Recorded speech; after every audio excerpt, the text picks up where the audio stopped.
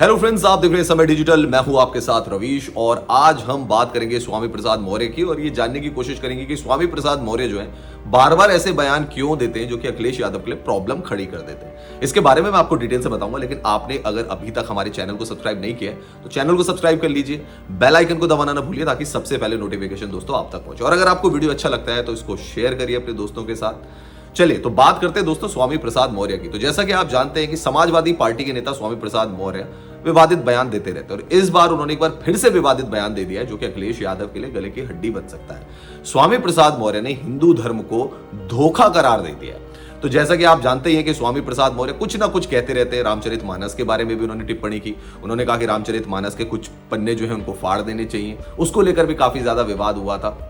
और अब उनका कहना है कि हिंदू धर्म जो है ये तो एक धोखा है। अब स्वामी प्रसाद मौर्य ऐसा क्यों कह रहे हैं ये भी हम आपको बताते हैं। स्वामी प्रसाद मौर्य का कहना है कि जब प्रधानमंत्री नरेंद्र मोदी कहते हैं कि हिंदू कोई धर्म नहीं है, ये तो जीवन जीने का तरीका है। सुप्रीम कोर्ट ने भी अपने एक फैसले में कहा था कि ये तो एक जीवन जीने की शैली है। तो जब प्रधानमंत्री नरेंद्र मोदी बोल सकते हैं कि हिंदू कोई धर्म नहीं है, जब आरएसएस प्रमुख मोहन भागवत बोल सकते हैं कि हिंदू कोई धर्म नहीं है, तो जब मैं बोलता हूं तो फिर विवाद क्यों खड़ा हो जाता है। उन्होंने कहा ये जो हिंदू है ये एक धोखा है। और दोस्तों जैसा कि आप जानते हैं कि स्वामी प्रसाद मौर्य हमेशा इस तरीके के बयान देते हैं, तो क्या इसके पीछे एक साइकोलॉजी कह लीजिए, एक माइंडसेट कह लीजिए कि क्या मुस्लिम वोटों को आकर्षित करना समाजवादी पार्टी की तरफ से, क्या ये एक एजेंडा तो नहीं है स्वामी प्रसाद मौर्य का? और इसीलिए उनको क्या पार्टी की तरफ से इस काम पे लगाया हुआ है कि वो इस तरीके के बयान देते रहे? क्योंकि कभी भी पार्टी की तरफ से ऐसा नहीं आता है कि उनके खिलाफ कोई कार्रवाई की जाएगी। हालांकि अभी कुछ ही दिनों पहले ब्राह्मण महापंचायत का आयोजन किया गया था जिसमें अखिलेश यादव भी पहुंचे थे और उसमें ब्राह्मणों ने शिकायत दर्ज की थी अखिलेश यादव पर कि स्वामी प्रसाद मौर्य को रोका जाए और स्वामी प्रसाद मौर्य हिंदू धर्म को लेकर ऐसे बयान क्यों देते हैं। इस पर अखिलेश यादव ने कहा था कि वो इसके बारे में बात करेंगे स्वामी प्रसाद मौर्य से और किसी भी धर्म या किसी भी जाति के बारे में बोलना उचित नहीं है। तो क्या स्वामी प्रसाद मौर्य जो है वो अखिलेश यादव की नहीं सुन रहे हैं? क्योंकि अखिलेश यादव से जब भी पूछा जाता है तो अखिलेश यादव तो यही कहते हैं कि स्वामी प्रसाद मौर्य से बात करेंगे और किसी भी धर्म के बारे में कोई भी टिप्पणी करना बिल्कुल भी उचित नहीं है।